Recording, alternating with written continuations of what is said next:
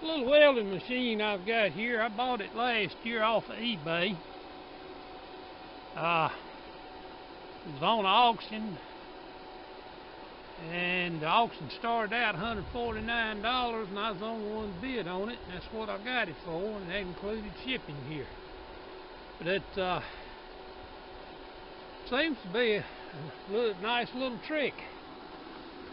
Okay, I think that DR is what it's supposed to be there. The name, this is an inverter welder, and it don't hardly weigh 10 pounds. And it's also a dual voltage welder. I'm running it off 110 right now, and also it'll run off 240. It's got the plug right there. I've been running it off that 12 gauge, 10 gauge drop cord there. I hadn't used it too much yet. I used it to weld up this cast iron here and done a good job on that. And when I first got it, took it over to my neighbors. I didn't have electricity out here at the building at the time. We hooked it up on 220 and run it a little bit, and then put it on 110, run it a little bit. He had a 5/32 rod in it, and pouring it to it on 110, it throws his breaker. So you get up that big, it needs to have a 30 amp 220 breaker on it. Like I say, the little welder works nice, and right there is where I finished up welding that. Those electrodes call from 40 to 80 amps. But one thing we did determine that the gauge on it might be just a little bit low, and it needs to be a little bit higher. But it's 160 amp welder, and so far I'm just tickled to death with it. I thought I'd give you a little review on that.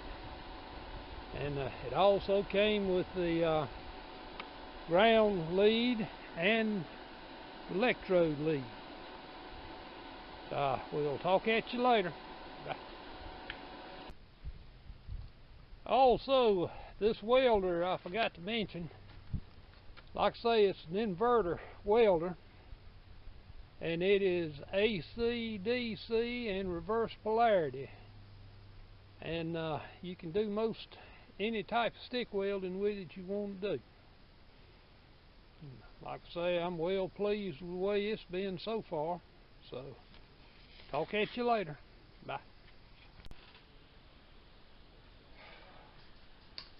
That welder is made in China, and I'm not against Chinese stuff. If it wasn't for Chinese stuff, there'd be a whole lot of stuff I've got I wouldn't have. What I'm against is paying American prices for Chinese stuff.